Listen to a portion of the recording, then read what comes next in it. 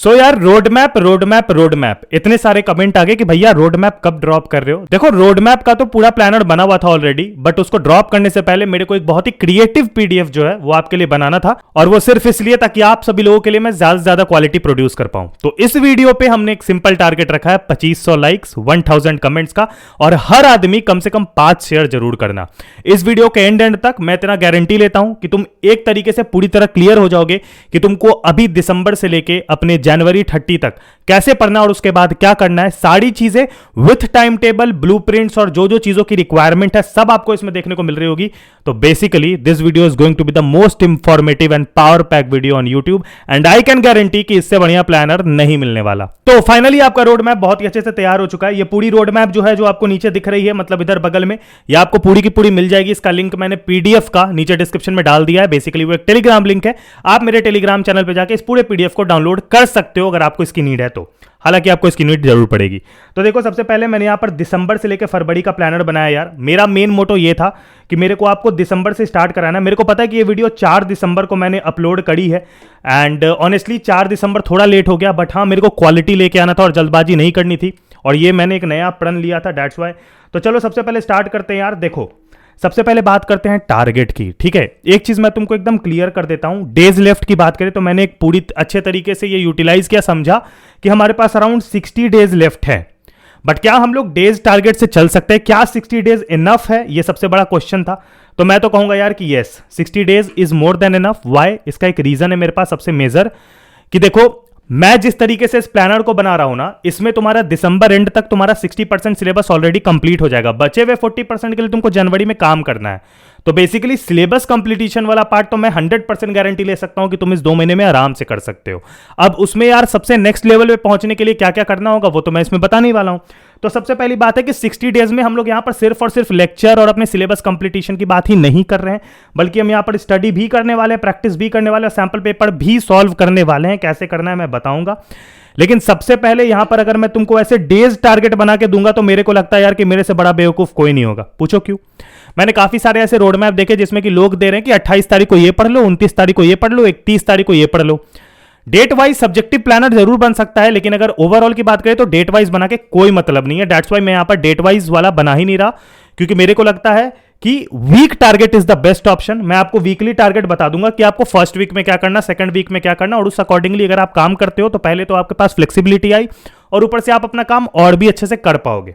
Now सबसे पहले है कि 95% का टारगेट जो अभी तुमने रखा था उसको मेंटेन रखना। ये मत करना भैया कि चलो इतना लेट हो गया तो चलो भैया बस पास करा दो। पास वाला बात हम लोग नहीं करते हैं कैफेपीडिया पे, यहां पर सिर्फ होता है भाई टॉपर होने वाला बात। तो 95% का टारगेट बढ़ाने के लिए सबसे पहले क्या करना पड़ेगा, थिंग्स टू डू में यहां पे मैंने अच्छे से नोट कर दिया है, स्टडी आवर्स बढ़ाने पड़ेंगे यार, कोई ऑप्शन नहीं है। अभी तुम अगर ये चक्कर में हो कि भैया मेरा 6 घंटे का स्कूल है, भैया मेरा 5 घंटे का कोचिंग है, अगर तुम स्कूल कोचिंग से कुछ ले ही नहीं रहे हो तो उसका कोई मतलब, उसका कोई सेंस बनता नहीं है, ठीक है, वो लॉजिकल बात है ही नहीं। तो सबसे पहले तो भाई तुमको अपना ज्यादा से ज्यादा स्टडी आवर निकालना पड़ेगा, ज्यादा भी नहीं, ऐसा नहीं बोल रहा हूं रोबोट बन जाओ 25 घंटे पढ़ो, max to max 13 to 14 hours अगर तुम देने के लिए रेडी हो तो that is more than enough. अभी फिलहाल के लिए 13-14 आवर्स में you can easily achieve this 95% वाला target, I can guarantee. Second thing, मैंने बहुत ही प्लान्ड वे में बोला है क्योंकि मैंने वीकली टारगेट्स बनाए हैं। तो सबसे पहले तो मैंने ये बताया था कि तुम्हें अपना रिपोर्ट देखना पड़ेगा कि तुम कहां स्टैंड करते हो, और वो देखने के लिए तुमको एक चार्ट बनाना पड़ेगा, जिसका एक अच्छा एग्जांपल मैंने यहां पर बनाया है। हर सब्जेक्ट का एक एक कॉपी बना लो अभी नोट्स के लिए, अगर 0 पढ़ाई करी है तुमने तो, और उसके आगे में एक चार्ट बना लो कुछ इस प्रकार का। अब ये वाले चार्ट में क्या करना है, सिंपल है, सीरियल नंबर डाल देना चैप्टर वाइज, चैप्टर का नाम यहां पर डाल देना। लेट सपोज कि चैप्टर का नाम है न्यूटन लॉ ऑफ मोशन, 11 में था लेकिन फिर भी, फिर उसका अगर तुमने लेक्चर देख लिया यूट्यूब से तो यहां पर एक टिक मार देना, ठीक है। अगर तुमने उसके प्रैक्टिस कर लिया, क्वेश्चन बना लिया, तो यहां पर एक टिक मार लेना, और पूरी तरह से कंप्लीट है तो डन में टिक मारना तब, ठीक है। ऑफ कोर्स ये बात है, डन में टिक तभी लगेगा जब तुम्हारा ये दोनों टिक लग रहा होगा। और सबसे इंपॉर्टेंट, काफी बच्चे होंगे जिन्होंने कुछ एक आध चैप्टर कर रखे होंगे, तो उसमें वो ऑनेस्टली टिक मारना, ठीक है, ये नहीं कि हो गए हैं, ऑनेस्टली टिक मारना। इससे तुम्हारे पास एक बहुत ही अच्छा रिकॉर्ड आ जाएगा, ठीक है, कि तुमने क्या पढ़ा है। तो बेसिकली जो चैप्टर्स तुम पढ़ रखे हो उसको दोबारा पढ़ने की कोई जरूरत नहीं, वो टाइम बर्बादी और मूर्खता के अलावा और कुछ नहीं है। देखो सबसे पहले लेक्चर्स देखने के लिए मैंने सिंपल रखा यार, यूट्यूब या किसी भी ऐप से आप लेक्चर देख सकते हो। आप अगर अनअकैडमी से पढ़ते हो, पीडब्ल्यू से पढ़ते हो, अपनी कक्षा से पढ़ते हो, कहीं से भी पढ़ते हो, उससे मेरे को कोई लेना देना नहीं है। आप बेसिकली यूट्यूब भी यूज कर सकते हो, क्योंकि यूट्यूब पे इनफ लेक्चर्स है और मैं भी अपलोड अब करने वाला हूं। और प्रैक्टिस के लिए यार सिंपल है, सिर्फ एनसीईआरटी के इन टेक्स्ट एग्जाम्पल एक्सरसाइज क्वेश्चन करने हैं। क्वेश्चन बैंक में सिंपल है यार, आपको क्वेश्चन बैंक कोई सा भी ले सकते हो, लेकिन एडुकार्ड का भी ले सकते हो, बढ़िया रहता है। और क्वेश्चन बैंक में आपको बोलूंगा कि आप इसमें इसके जगह पे इसको रिप्लेस कर सकते हो प्रीवियस ईयर क्वेश्चन से। प्रीवियस ईयर क्वेश्चन अगर आपको चाहिए तो टेलीग्राम पे मैं अपलोड करने वाला हूं फ्रॉम टुडे ओनली, तो टेलीग्राम पे आप ज्वाइन कर लो, आपको प्रीवियस ईयर क्वेश्चन वहां मिल जाएगा फ्री में। और डन करने का क्राइटेरिया सिंपल यही रहेगा कि जब तक यू डोंट थिंक कि आपको, जैसे मान लो कि उस क्वेश्चन से 10, उस चैप्टर से 10 क्वेश्चन दे रहे हैं और 10 में से मान लो 8 क्वेश्चन अगर तुमसे सही सही सॉल्व होना शुरू हो गए, that time only you will click on done. ये नहीं कि लेक्चर देख लिए भैया, एनसीईआरटी के क्वेश्चन कर लिए, डन में मार दिए, नहीं यार। परफेक्शन आएगा तभी आप डन क्लिक कर सकते हो, नहीं तो आप नहीं क्लिक कर सकते, एकदम क्लियर बता रहा हूं। बोर्ड्स के प्रिपरेशन में जो सबसे बड़ा इशू है वो ये नहीं है कि तुम्हें पूरा का पूरा सिलेबस कम से कम समय में अब कंप्लीट करना है, वो ये है कि तुम पढ़ तो पूरा लेते हो, तुम चैप्टर पढ़ लेते हो, तुम सेल्फ स्टडी कर रहे हो, और उसके बाद जब तुम क्वेश्चन बनाने बैठते हो भैया तो तुमसे क्वेश्चन सॉल्व ही नहीं होता है। और बहुत सारे ऐसे केसेस होते हैं जिसमें कि तुमसे अगर क्वेश्चन सॉल्व नहीं होता है तो तुम क्या करते हो, तुम सीधा सीधी जाते हो, उसका सॉल्यूशन देखते हो और खुद को सेटिस्फाई कर लेते हो कि हाँ भाई इसका सॉल्यूशन तो मेरे को आ गया, मेरे को समझ में आ गया कि इसमें क्या पूछा जा रहा है। और गलती तुम्हारी जो होती है मेन वो यही पे होती है, क्योंकि दोबारा जब वही क्वेश्चन, सेम क्वेश्चन तुमसे पूछ दिया जाता है तब तुम उसका आंसर नहीं कर पाते हो। And the biggest reason behind this is the concept, क्योंकि तुमको वो क्वेश्चन जो उस टॉपिक से पूछा गया है उसका कंसेप्ट इतने अच्छे से क्लियर नहीं होता है, जिस वजह से तुम ये गलती करते हो कि तुम उसको जनरली स्किप कर देते हो और तुमको लगता है कि तुमको चीजें समझ आ गई है and you and up losing a lot of marks. तो अगर तुम भी ऐसी समस्या से जूझ रहे हो, इसका शिकार हो, तो एक तुम्हारे लिए एक छोटी सी सरप्राइज लाया हूं, और वो सरप्राइज है फिलो ऐप। फिलो ऐप पे क्या है यार कि यहां पर तुम्हारे लिए तुमको कोई भी क्वेश्चन हो, कोई भी टॉपिक हो जो तुमको समझ नहीं आता हो, तुम किसी भी सब्जेक्ट के टॉपिक को उसका पिक्चर खींच के यहां पर आप डाल दो और 60 सेकंड के अंदर आपसे उसी सब्जेक्ट का एक सब्जेक्ट एक्सपर्ट कनेक्ट होगा, जो कि बहुत ही वेल क्वालिफाइड टीचर्स होते हैं। वो आपको उस डाउट को बहुत ही अच्छे से ब्रीफली एक्सप्लेन करके समझाएंगे। सो बेसिकली जो तुम ये कर रहे थे तो गूगल से या यूट्यूब से सॉल्यूशन देख ले रहे थे, समझ आए ना आए, खुद को सेटिस्फाई करके आगे बढ़ रहे थे, यहां पर एक ऐसा टीचर या एजुकेटर या मेंटर आपके सामने खड़ा होगा जो कि आपको उस प्रॉब्लम को बहुत ही अच्छे से समझा रहा होगा और आपकी पूरी की पूरी कंसेप्ट क्लियर भी करा रहा होगा, जो कंसेप्ट आपका वीक था, जिस वजह से आपसे वो क्वेश्चन नहीं बना। तो लिंक मैंने डिस्क्रिप्शन में डाल दिया, फटाफट जाओ। सभी बच्चे ये याद रखना कि ये ऐप को अपने फोन में जरूर डाउनलोड कर लो, क्योंकि पूरे बोर्ड प्रिपरेशन में, तुम्हारी बोर्ड प्रिपरेशन को स्मूथ बनाने के लिए ये ऐप बहुत इंपॉर्टेंट है। लिंक मैंने डिस्क्रिप्शन में दे दी है, जाके फटाफट डाउनलोड कर लो और अपने इस बोर्ड्स की प्रिपरेशन को और भी ज्यादा स्मूथ बना लो। अब देखो यार, सिंपल सी बात है कि अगर आपको ऐसा चाहिए कि भैया एक सब्जेक्ट वाइज प्लानर बना के दे दो, जब भैया जैसे कि मैथ्स का दे दो मेरे को, भैया मेरे को केमिस्ट्री का दे दो परफेक्टली, या फिर भैया मेरे को, मैं 10th क्लास में पढ़ता हूं, मेरे को 10th क्लास के किसी परफेक्ट सब्जेक्ट का सब्जेक्ट वाइज प्लानर देना है। अगर तुम लोगों को चाहिए सब्जेक्ट वाइज प्लानर, तो उसमें मैं डेट्स इंक्लूड कर रहा हूं कि कितने कितने तारीख को तुम क्या क्या कर रहे होगे, वो सारी चीजें उसमें इंक्लूडेड रहेंगी। तो सब्जेक्ट वाइज प्लानर के लिए सिंपल सा टारगेट रखा है, 2500 लाइक्स, 1000 कमेंट और 5 शेयर पर पर्सन। तुम यार व्हाट्सएप स्टोरी लगाओ, इंस्टाग्राम स्टोरी लगाओ, कोई फर्क नहीं पड़ता, लेकिन इतने लोगों तक वीडियो पहुंचाओ कि यार मेरे को लगे कि अगर मैं जो मेहनत इसमें 3 घंटे 4 घंटे कर रहा हूं वो वर्थ इट हो जाए। That's all. आगे आते हैं। सबसे पहले यार एक बहुत ही बड़ा मैंने नोट यहां पर बनाया है इंपॉर्टेंटली, कि don't target only main subject. हम लोग क्या करते हैं यार, पूरे साल फिजिक्स केमिस्ट्री मैथ के पीछे भाग रहे हैं, ठीक है। तुम भी अभी क्या कर रहे हो, पूरे साल फिजिक्स केमिस्ट्री मैथ के पीछे पड़ गए हो। अभी भी जब तुम्हारे ऊपर लंका लगी हुई है, तुमने चुपचाप से 10th वालों ने सोच लिया कि मैथ साइंस एसएसटी पकड़ लेता हूं, और बायो वालों ने सोच लिया कि सिंपल ये सब्जेक्ट पकड़ लेता हूं। बता कि बेसिकली जो भी तुम्हारा मेन 3 सब्जेक्ट होता है तुम उसको पकड़ रहे हो, तो ये तुम्हारा सबसे रॉन्ग मूव है। मैं ये नहीं कहूंगा कि आज के डेट से ही एक्स्ट्रा सब्जेक्ट पढ़ना शुरू कर दो, नॉट एट ऑल, बट मैं आपको बता देता हूं। यहां पर जब मैंने यहां पर लिखा है physics is equals to English, तो यहां पर नीचे एक चीज मेंशन किया है इन स्कोरिंग, यानी फिजिक्स 100 मार्क्स का है मेरे भाई, तो इंग्लिश भी 100 मार्क्स का है। ऐसा किसी ने नहीं कहा कि इंग्लिश 85 मार्क्स का है। हाँ, ये बात सही है कि इंग्लिश के 100 में से स्कोर करना इजी है, फिजिक्स के 100 में से स्कोर करना टफ है, लेकिन ये चीज सोचो कि जहां पर इजी वाला पार्ट आ गया है तुम्हारे साथ, कि इस चीज में तुम अच्छे से आराम से स्कोर कर सकते हो, तो व्हाई नॉट उससे हम लोग मैक्सिमम निकाल ले। क्योंकि यहां पर मैंने माई स्टोरी लिखा है, इसका मतलब यही है कि मैं केमिस्ट्री में लिटरली मेरा पासिंग मार्क्स आया था, फिजिक्स में मैं टॉपर था स्कूल में, मैथ्स में मेरे डिसेंट मार्क्स बने थे, लेकिन इंग्लिश में, और बेसिकली इंग्लिश में मेरा जो कम मार्क्स हुआ वो इसलिए हुआ क्योंकि केमिस्ट्री में मेरे को जहां तक लगता है कि मेरे इंग्लिश के मार्क्स हटा के केमिस्ट्री में एडअप करके मेरे को जबरदस्ती पास कराया गया। और फाइन आर्ट्स के मार्क्स जो थे मेरे 95 एबव थे, जिस वजह से मेरा एक डिसेंट बन गया, मतलब मेरे हिसाब से डिसेंट है, 78.8% बन गया 12th में, और वो सिर्फ इसीलिए बना। बाकी 10th में मेरे 10th जीपीए बने थे, यानी कि जिसको आप 95% कहते हो, ठीक है। और मैं एकदम ऑनेस्टली बोलूंगा, मैंने दोनों में 20 ही दिन पढ़ा है, मैं ऐसा कोई हवाबाजी नहीं कर रहा हूं, रियलिटी यही है, ठीक है। तो ये मैं कहना चाह रहा हूं कि मेरी स्टोरी से जानोगे तो वो 2 सब्जेक्ट ने मेरे पूरे परसेंटेज को बचाया। अगर मैं इंग्लिश और फाइन आर्ट्स नहीं पढ़ा होता ना, तो मैं श्योर हूं कि मुश्किल से 60% बन रहे होते, क्योंकि एक चीज देखो, 20-20% हर सब्जेक्ट के पास है, ठीक है। और ये जो 40% है जो इंग्लिश और कोई एक्स्ट्रा सब्जेक्ट तुमको देके जाएगा, ये तुम्हारे कंफर्म हो जाएंगे 40% तुम्हारे पेपर के। असली मेहनत तो बाकी के 60% के लिए करना है, और एक्चुअली में 60% के लिए भी नहीं करना है, उस 60% में भी 30% अराउंड हो जाएगा तुम्हारा क्या, प्रैक्टिकल वाला पार्ट। तो 60 का 30% अगर करोगे तो सिंपल सा लॉजिक हो जाएगा, यानी कि अराउंड रख लो 42% की मेहनत करनी है तुमको, बस और बस 42% इज मोर देन एनफ, जिसके लिए तुमको असली काम करना है। नाउ सबसे पहले स्टार्ट करते हैं प्लानर से। तो फर्स्ट वीक का मैंने यहां पर प्लानर रेडी किया, what you are going to do first week. देखो यहां पर 2 क्राइटेरियाज मैंने बांटा है। फर्स्ट वीक जो है ये तुम्हारी एक चीज एश्योर कराएगा, वो है 95%, क्योंकि जो मेन रोल है ना, मेन रोल है फर्स्ट वीक का ही। क्यों, मैं समझाता हूं। देखो सबसे पहले ये 10th के लिए एप्लीकेबल नहीं है। अगर आप क्लास 10th में हो और आप क्लास 10th में कुछ नहीं पढ़े हो, 0 हो, और आपको स्टार्ट करना है, तो मैं ये गारंटी दे सकता हूं that if you begin from the beginning, कोई दिक्कत नहीं है। Everyone begin from the beginning, वो थोड़ा इलॉजिकल बात कर दिया, लेकिन कोई दिक्कत नहीं। अगर तुम 10th में हो, तुमने 9th में कुछ नहीं पढ़ा है, कोई फर्क नहीं पड़ता। 10th इज टोटली डिफरेंट, 9 का कोई बेस नहीं लगेगा, तो तुम बेसिकली मूव कर सकते हो। But if you are from class 12th and you are from streams like science, commerce, arts, arts वालों के साथ सेम लॉजिक लगेगा। थोड़े मोड़े आर्ट्स वाले बच्चों से पूछा, कहे कि 12th कैच हो जाता है स्टार्टिंग से करने में। कॉमर्स वालों के लिए मैंने एक चीज बनाई है कि जो भी कॉमर्स का बच्चा है उसमें अकाउंटेंसी का थोड़ा बेस लगता है, जो कि होता है जर्नल, लेजर, ट्रायल बैलेंस, ठीक है। क्योंकि मैं ग्रेजुएट बिजनेस एंड लॉ में हूं, तो मैंने थोड़ा मोड़ा अकाउंट्स पढ़ रखा अच्छा खासा, तो उस वजह से मेरे को पता है एक चैनल जिसका नाम है नितिन गोयल सर के प्लेलिस्ट में जाना, बीकॉम ऑनर्स या फिर फाइनेंशियल अकाउंटिंग का लेक्चर नंबर 1 से लेके 11 तक देख लेना, वो तुम्हारा पूरा बेस कंप्लीट कर देगा, तुम्हारा जर्नल, लेजर और ट्रायल बैलेंस वाला। अब आते हैं साइंस वाले बच्चों पे। साइंस में बच्चा जो भी पीसीएम वाला बच्चा है, यार मैं एकदम क्लियर कट बता रहा हूं, ठीक है। साइंस में यार जो भी मेरा पीसीएम वाला बच्चा, उसको मैं एकदम क्लियर कट बता रहा हूं। मैंने एक प्रॉपर वीडियो बताई है कि फिजिक्स में आपको कौन कौन चैप्टर का बेस करना चाहिए, केमिस्ट्री में कौन कौन चैप्टर का, और मैथ्स में कौन कौन चैप्टर का आपको बेस नीडेड है 12th में। तो उसका लिंक मैं डिस्क्रिप्शन में डाल दूंगा।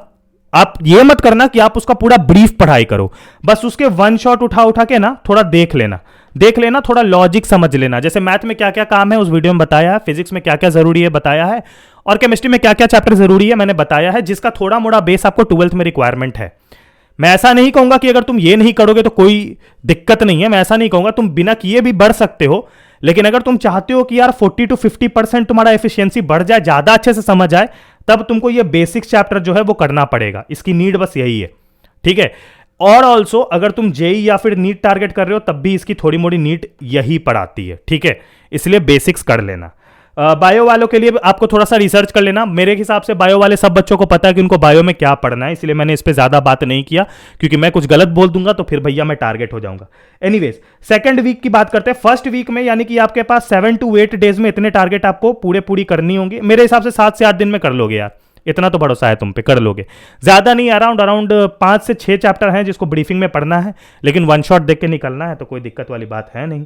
अब आते हैं सेकंड वीक से फोर्थ वीक में। सेकंड वीक से फोर्थ वीक से मेरा मतलब है दिसंबर 30 तक आपके टारगेट्स क्या होने चाहिए। देखो सबसे बड़ी गलती जो हर बच्चा करता है वो क्या करता है, वो टफ चैप्टर उठा लेता है डायरेक्ट, ठीक है। मैथ में 12th वाले कैलकुलस उठा लेंगे सीधा पढ़ने के लिए, क्योंकि कैलकुलस का वेटेज भी है, मैं मानता हूं। फिर उसके बाद फिजिक्स वाले क्या करेंगे, वो कोई भी टफ चैप्टर पकड़ लेंगे। उन्हें पता है कि ऐसे भी चैप्टर जो 2 दिन में कंप्लीट किए जा सकते हैं, लिटरली 2 दिन में। लेकिन वो क्या करेंगे, वो कोई टफ चैप्टर पकड़ेंगे, वो सीधा रे ऑप्टिक्स पकड़ेंगे, या रे ऑप्टिक्स एक्चुअली में उतना टफ नहीं लगता मेरे को, लेकिन वो कोई टफ चैप्टर पकड़ लेंगे। केमिस्ट्री वाले सीधा ऑर्गेनिक पे जंप मार देंगे, और जो 10th वाले हैं वो सीधा मैथ में कोई टफ चैप्टर जैसे ट्रिगोनोमेट्री पढ़ना शुरू कर देते हैं, ठीक है। ऐसे 10th में तो कुछ भी टफ नहीं है मेरे हिसाब से, बुरा मत मानना।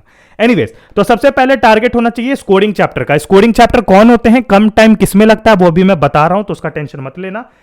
और उसके लिए तुम्हारा रिक्वायरमेंट होगा ब्लूप्रिंट का, ठीक है। देखो ब्लूप्रिंट में मेरे सामने ये ब्लूप्रिंट है, मैंने यहां पर कुछ पॉइंट्स लिखे हैं जो तुमको मैं भी समझाऊंगा। देखो ये ब्लूप्रिंट को गौर से, ये क्लास 12th के मैथ्स का ब्लूप्रिंट है। तुम अगर यहां देखोगे तो कैलकुलस में नंबर ऑफ पीरियड्स 80 मांग रहा है और मार्क्स 35 आ रहा है इससे, ठीक है।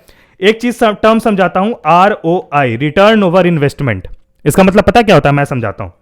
देखो यहां पर तुम एक चीज गौर से देखो, ये 35 मार्क्स दे रहा है और ये 14 मार्क्स दे रहा है, ठीक है। सेकंड हाईएस्ट मार्क्स 14 मार्क्स कौन दे रहा है, वेक्टर एंड 3D, लेकिन इसमें दिन कितना लग रहा है, मात्र 30। मतलब इसमें पीरियड्स कितना लग रहा है, मात्र 30। ये चीज गौर करो। सिंपल सा लॉजिक है। मात्र 30 पीरियड में तुमको 14 मार्क्स मिल जाएगा।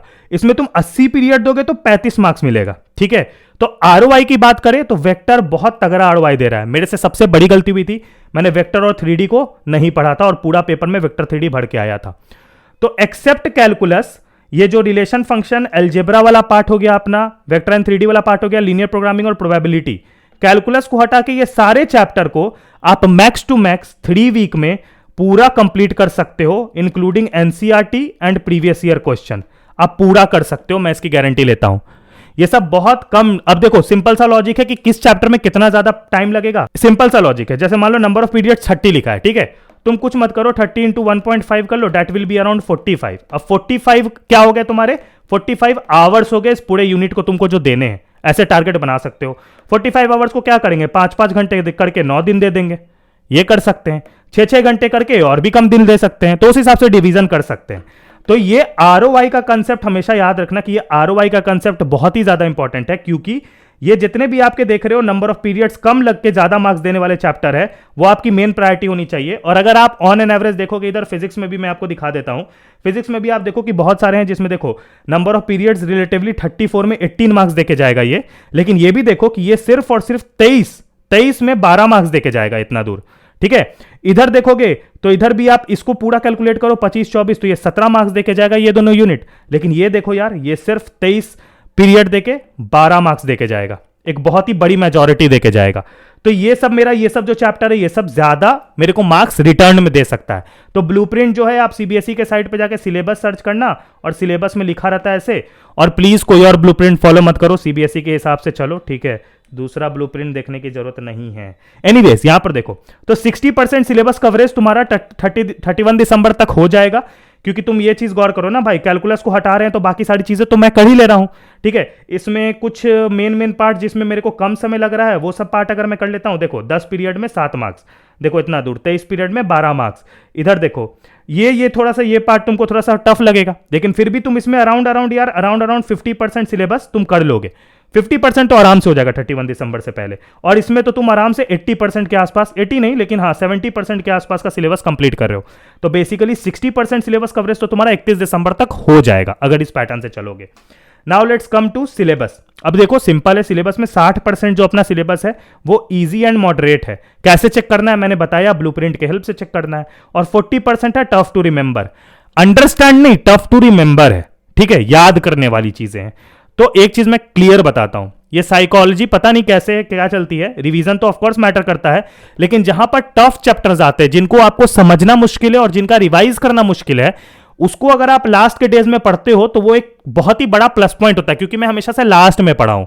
तो जनवरी में कैलकुलस पढ़ना, जनवरी में फिजिक्स के वो टफ चैप्टर्स पढ़ना, या फिर जनवरी में साइंस के वो टफ चैप्टर्स पढ़ना क्लास 10th के, बहुत ही बेनिफिशियल होगा, because it will be very easy to remember, very less revision required, and yes you can get a very great outcome. ठीक है, तो ये तुम्हारा एक सबसे बड़ा हैक होगा। एनसीईआरटी को एक प्रो की तरह पढ़ना है। अगर तुमको जानना है कि एनसीईआरटी को प्रॉपर्ली कैसे पढ़ना चाहिए, तो मैं एक प्रॉपर वीडियो बनाऊंगा प्रैक्टिकल। अगर तुम चाहोगे तो नीचे कमेंट में जरूर लिख देना कि बना दो भैया वैसा वीडियो। एनीवेज, अब आ जाते हैं दूसरे पड़ाव पे। दूसरे पड़ाव में मैंने टारगेट लिया है जनवरी 2 से लेकर जनवरी 30 का। ये कुछ अराउंड 28 दिन होते हैं। By the way January 30 is my birthday, तो तुम अगर ये टारगेट कंप्लीट करते हो तो बेसिकली तुम मेरे को एक बहुत बड़ा गिफ्ट दे दोगे। ठीक है, अभी हमारे पास 60% के आसपास सिलेबस कंप्लीट हो चुका है, अब बचा है रिमेनिंग 40%। और ये याद रखना कि दिसंबर तक अपने मेन सब्जेक्ट को ही टारगेट दें। उस समय आप लैंग्वेज और एक्स्ट्रा सब्जेक्ट नहीं भी पढ़ेंगे तो चलेगा। जनवरी में हम लोग क्या कर रहे हैं यार, जनवरी में हम लोग अपने दिन का कम से कम 2 घंटा मैक्सिमम, मैंने यहां लिखा है मैक्सिमम, सॉरी, तो मैक्सिमम 2 घंटा आप दे सकते हो। ठीक है, आप रात के टाइम, दिन के टाइम, जब भी रहे। बस by the way time table last में बताऊंगा एक बहुत तगड़ा वाला। तो इसमें आप लैंग्वेज और एक्स्ट्रा सब्जेक्ट को दे सकते हो। ठीक है, सबसे पहले जनवरी से वो स्टार्ट हो जाएगा। और रिमेनिंग जितने भी हमारे लॉन्ग लेंथ चैप्टर थे, कंसेप्चुअल चैप्टर थे, अब हम लोग उस पर उतर रहे होंगे जनवरी 2 से। वीकली टारगेट के हिसाब से भी हमारे पास 4 वीक के अराउंड जनवरी में होगा। और ये 4 वीक में हम लोग आराम से अपनी रिमेनिंग, कितना ज्यादा नहीं पड़ेगा, मान लो अगर 14 टोटल चैप्टर है, 60% अराउंड तुमने कंप्लीट कर ही लिया है, तो कुछ खास नहीं बचेगा। थोड़ा मोड़ा वही 5 चैप्टर मैक्सिमम लेके चलो ना यार, 5 चैप्टर मैक्सिमम बचेगा, उससे ज्यादा नहीं बचेगा। कम ही बचेगा इनफैक्ट। तो 5 चैप्टर मैक्सिमम तुम्हारा जनवरी में बच रहा होगा, लेकिन ये 5 चैप्टर्स वो होंगे जो लॉन्ग लेंथ वाले होंगे, जो कंसेप्चुअल वाले होंगे, जिनको तुम बहुत ही आराम से उस समय समझ सकते हो, बिकॉज तुमने बहुत सारी चीजें ऑलरेडी पढ़ रखी है। तो बेसिक बेसिक कंसेप्ट यानी लॉग का कंसेप्ट और जो भी बेसिक बेसिक कंसेप्ट था तुम्हारे फिजिक्स में, मैथ्स में लगना, वो सब तुम्हारा ऑलरेडी क्लियर हो चुका है। तुम नंबर से वो हो चुके हो, हैबिचुएट हो चुके हो। तो तुम पढ़ाई से बेसिकली हैबिचुएट हो जाओगे इजी इजी चीजें पढ़ के, और उसके बाद तुम इतना हैबिचुएट हो जाओगे कि तुम टफ टॉपिक्स को काफी कम समय में इजीली निपटा लोगे। तो बेसिकली हैबिचुएट होके तुम टफ टॉपिक्स को बहुत आराम से निपटा रहे होगे। एक बहुत बड़ा प्लस पॉइंट बाद में करने का रिमेनिंग वाला। और एक चीज मैं बताता हूं कि अगर तुमको सबसे मैक्सिमम स्कोरिंग तुम्हारा है, तुमको करना है सिर्फ थ्योरी और न्यूमेरिकल्स मत देखना। 2023 बोर्ड्स को मैंने 10 बार कम से कम एनालाइज किया है। इसमें मैंने सिंपल रखा है कि 20 से 30% पेपर आप केस स्टडीज और एक्टिविटीज के हेल्प से मार सकते हो, ठीक है। यानी कि अगर आप एक्टिविटीज अच्छे से पढ़ते हो, इसीलिए मैंने बोला कि एनसीईआरटी वाली वीडियो मैं बनाता हूं कि कैसे पढ़ना होगा, क्या क्या चीजें पढ़नी होगी। उसके लिए मैं वो वीडियो बनाने की कोशिश करूंगा जिसमें कि आप प्रॉपरली क्या क्या आप एनसीईआरटी बुक से निकाल सकते हो। क्योंकि यार मैं ऑनेस्टली बताता हूं, only one reading I can guarantee, तुम बस एक रीडिंग करोगे कुछ कुछ चीजों की जो मैं बताऊंगा, उससे तुम्हारा केस स्टडीज और एक्टिविटीज वाला जितने भी कंसेप्चुअल क्वेश्चन है निकल जाएंगे आराम से, बिना किसी परेशानी के, ठीक है। तो वो तुमको एनसीईआरटी ही फॉलो अप करना पड़ेगा, तभी होगा, ठीक है। अगर तुम कोई रेफरेंस बुक पढ़ रहे हो तो मत पढ़ो, because CBSE is totally about NCERT this time, ठीक है। अभी देखो लास्ट में मैंने एक बोनस टाइम टेबल डाला है तुम्हारे लिए, ठीक है। आई होप कि तुमको पसंद आए। लास्ट में बता देते हैं कि ये सेम आपको पीडीएफ कैफे हब मेरे टेलीग्राम पे मिल जाएगी, और मेरे को आप यहां पर सब्सक्राइब कर देना यूट्यूब को यार, कैफेपीडिया को। और इंस्टा है मेरा, ये इंस्टा हैंडल है @RITU_RRAJ। ये मैंने सिर्फ इसलिए डाला है क्योंकि अगर आप लोगों को कुछ भी पूछना होगा या फिर अगर आपको मेरे को दिखाना होगा पढ़ते हुए, तो आप स्टोरी में टैग कर सकते हो। आप यहां पर, मैं ऑनेस्टली बोल रहा हूं, अगर आप मेरे को यहां पर डीएम करोगे, मैं झूठ किसी को नहीं बोलता, सब बाकी लोग बोल देते कि डीएम कर देना दोस्तों मैं देख लूंगा। ऑनेस्टली मेरे डीएम 999 प्लस रिक्वेस्ट आ रखे हैं, ठीक है। तो मेरे लिए देखना बहुत मुश्किल हो जाता है, because right now I am working दिन से रात ताकि मैं आपके लिए बेस्ट कंटेंट ला सकूं। तो हाँ भाई, ज्यादा एक्सपेक्टेशन नहीं है, बस सब्सक्राइब कर देना, वीडियो के टारगेट्स को पूरे कर देना ताकि मैं और बेटर वीडियोस ला सकूं। और हाँ, बेल आइकन जरूर दबा देना क्योंकि भी बहुत तगड़े वीडियोस अपलोड होने वाले हैं, ठीक है।